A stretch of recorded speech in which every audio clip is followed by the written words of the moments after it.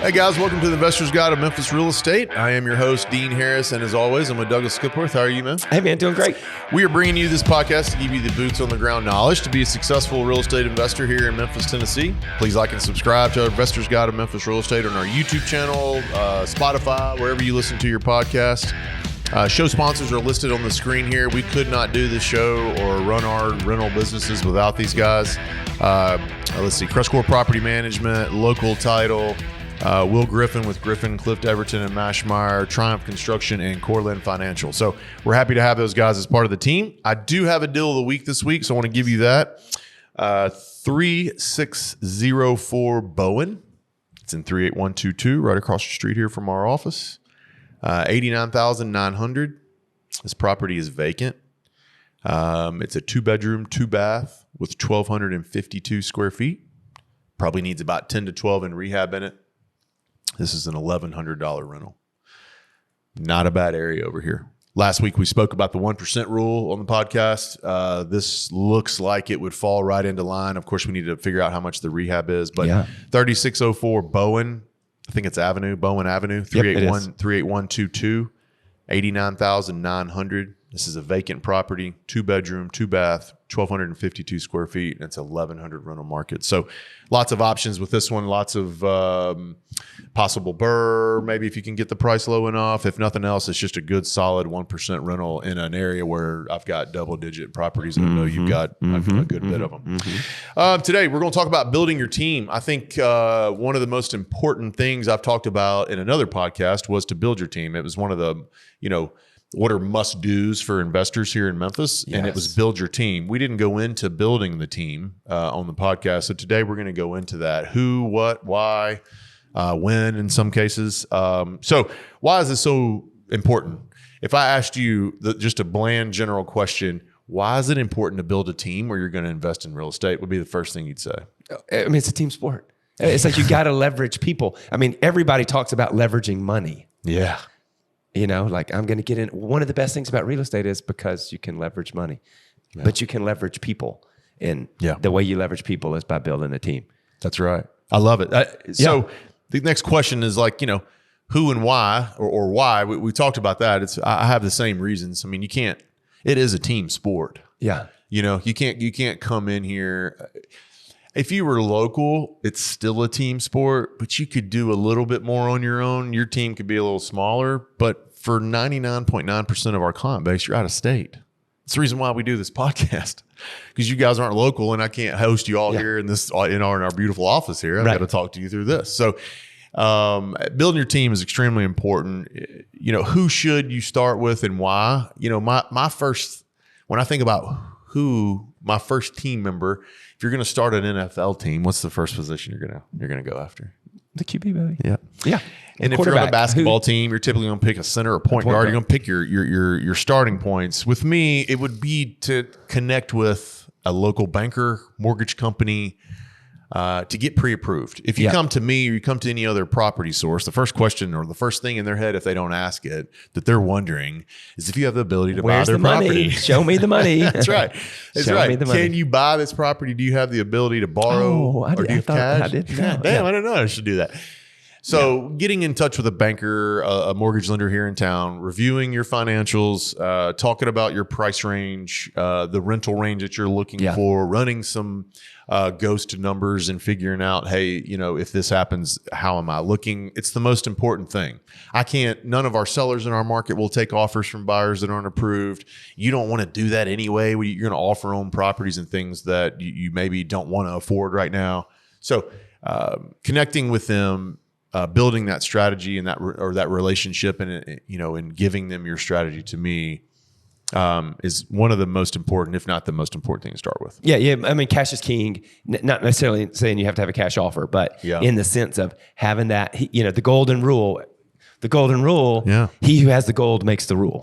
You know what I mean? Like, so just when you have funding, it opens so many doors and it makes life so much easier. So yes, 100%. I would get that lined out, whether it's a banker, whether it's a hard money lender, whether it's a private financer, whether it's your own cash, whether it's your own line of credit. For the record, funding. I'm still banking with the very first banker that loaned me on a house. Yeah. That's cool. You need to keep those relationships. Yeah, same. Yeah. You know, I think back like, okay, the first rental house. Yep. Same. Working with them. Working with the guy right now still. Yeah. So that's a very important to get that started. The next thing I think about would be a property.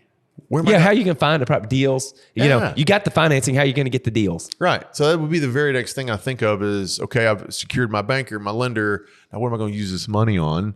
I would recommend, I've talked about this several times. Shame on you for real if you don't come through the CrestCore Realty brokerage. I mean, absolute just mortifying shame on you. But you come here.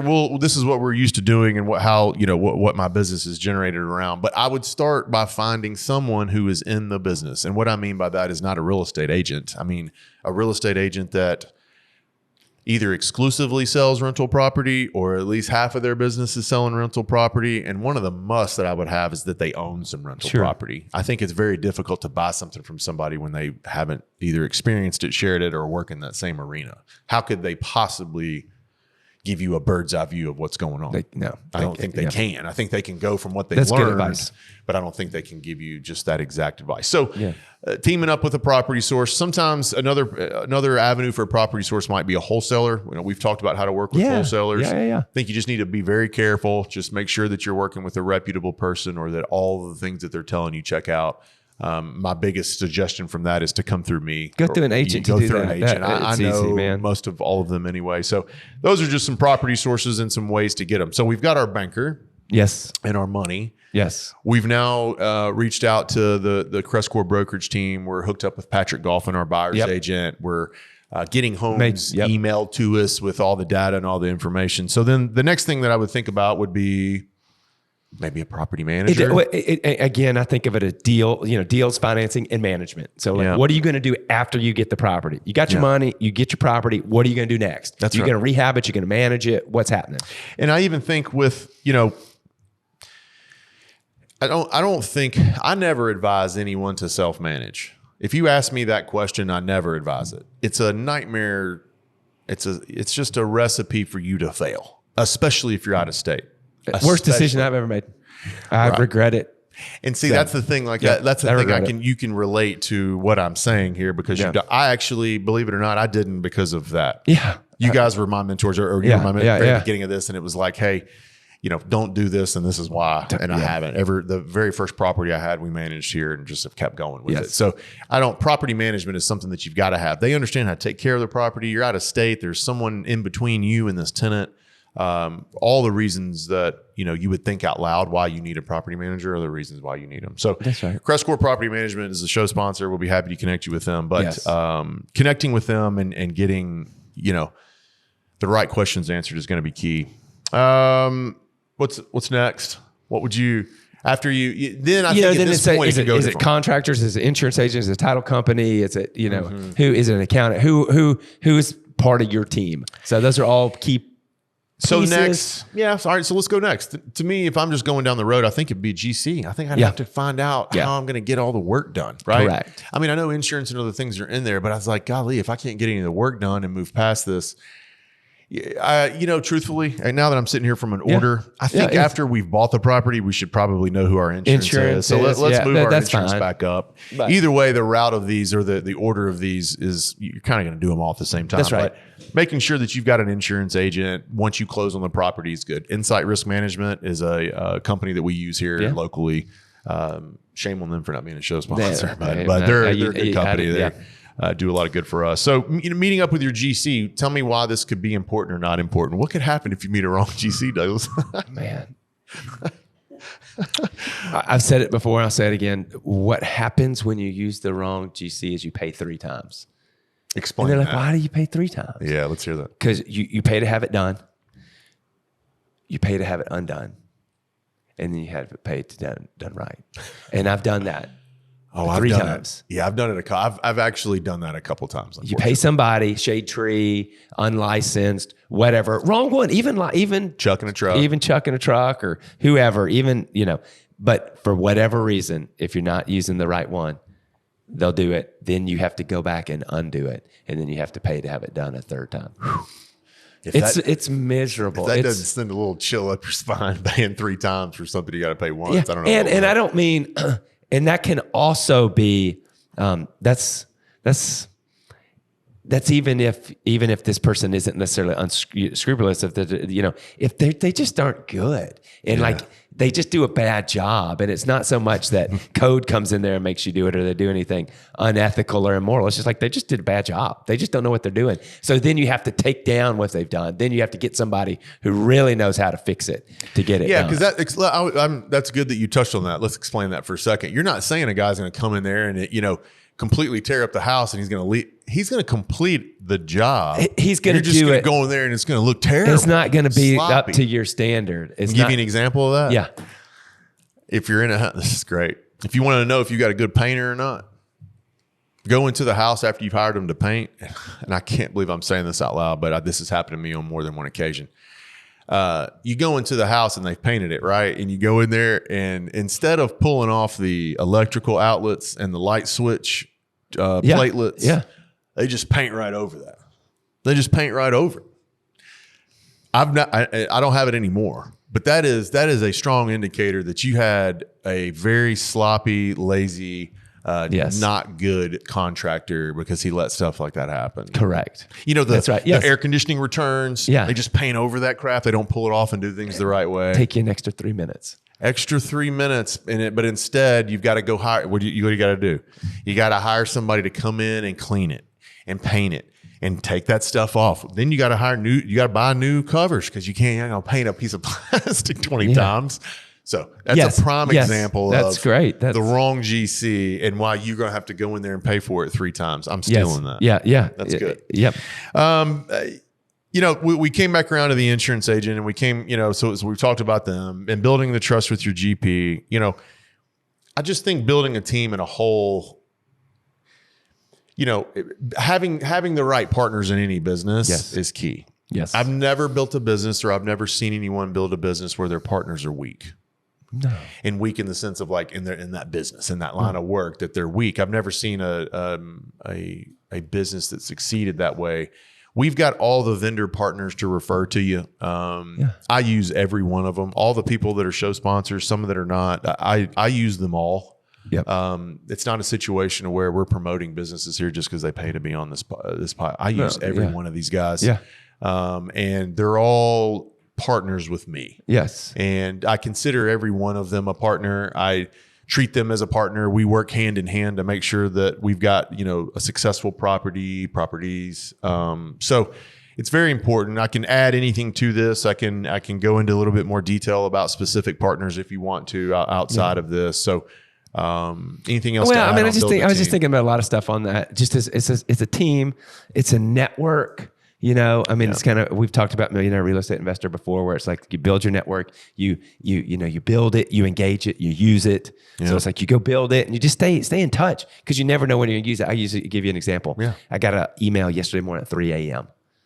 They tracked down the owner. So that's cool, of the property. Hey, this property, were gunshots last night and somebody got hauled away. There's drug dealing going on in this house. There's a chop shop in this. I'm like, man, this sounds really bad.